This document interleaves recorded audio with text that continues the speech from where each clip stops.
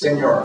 Okay, a lot of you know our speaker this evening because he represented us in the State Assembly for 6 years. Now he is the councilman for the district, which is primarily Ventura Boulevard and south, even though there are strips of it that go north of Ventura Boulevard.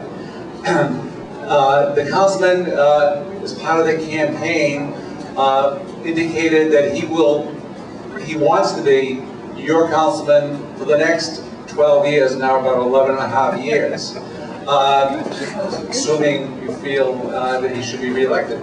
So his comments are very important to the future of Sherman Oaks, both the current future as well as the long-term future.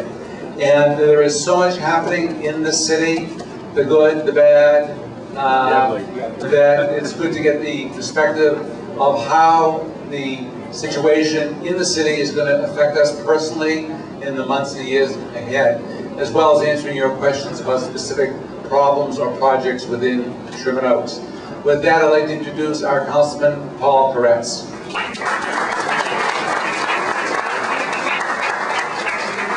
That won't fit on the screen. Hola, SOHA. Thank you, Richard, for the introduction.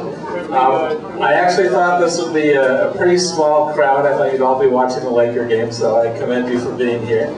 I would think you might be here to hear me, but I suspect more likely you're here to sample CASA VEGA. That's why I'm here, honestly. Not really, but and I would take off the sombrero, but it occurred to me I might need it for protection, so I might as well take advantage. Taking up the whole screen. So I'm glad to be back here again. I've spoken to SOHA a few times since I've been elected and stopped by for a visit. I've been spending a lot of time going to all the community groups in the district.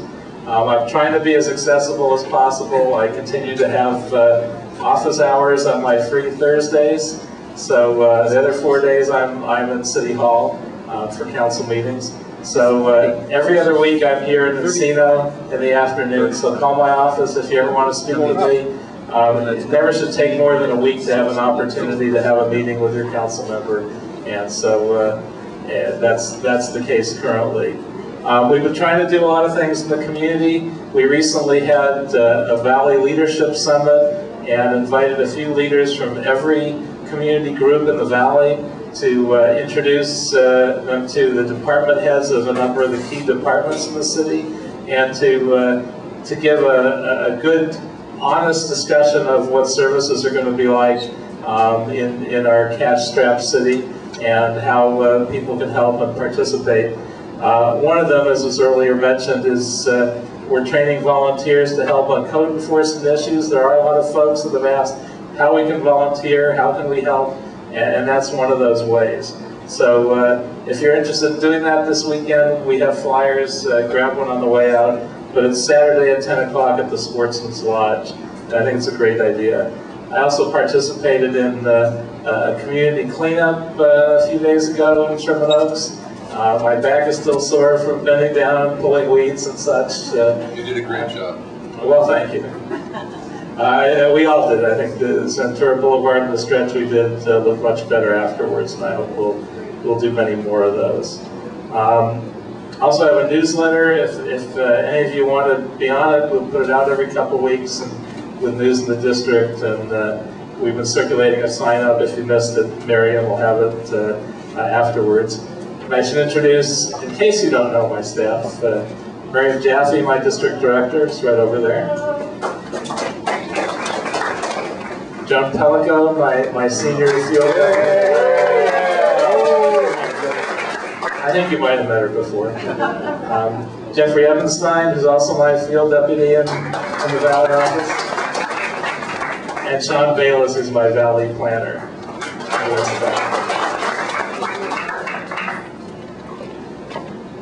Now this has been a tough time for me. I have to say it's sort of been the opposite of what most people expected.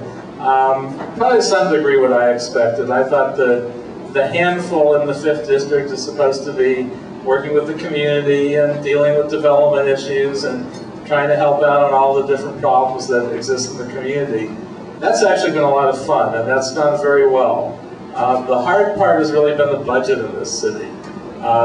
From the first day, literally, that I got here, I found that we had passed a budget that basically said, cut 10% from this department, and cut 10% from that department, and cut 10% from that department, but we had no idea how. So we basically passed a budget with a huge deficit without really having the legal ability to do it. Particularly the police department, nobody wanted to cut anything out of it, so it always wound up in deficit from day one, and still is. So we had to close that gap, which was hundreds of millions of dollars. We did it largely by doing an early retirement, so the 2,400 employees were taken off the rolls by cutting an early retirement deal with our employees. And we also got them to agree to give back a lot of their benefits to the tune of about $80 million, which is very unusual for unions. You really never see that. But the union worked as our partners, and we got most of the way through that for that reason. In fact, we closed virtually all of our gap, and then we found that our revenues came in way below projections. And again, we were a couple $100 million short this year. So we scratched and clawed and found every possible place to cut without doing a lot of harm. We put together a lot of efficiencies. A lot of the council districts have their own funds, which they use for community things. Mostly the districts that are more in need. In my district, actually we have almost none of those funds. But every council district, I believe, except for mine, because we have almost none, gave $800,000 towards the gap. And that helped close the chunk of it. We did literally everything we could, and we also wound up eating into our reserves by about $100 million. So instead of having a little over $200 million at the end of this year, we'll probably have a little over $100 million. But we got through it, we didn't go bankrupt. But that was that year. Now we're starting this year. When we started looking at this budget process, we anticipated that we were $485 million short again. And so we've gone through many months of very difficult budgeting. The council, over my objection initially, decided, actually on the spur of the moment, and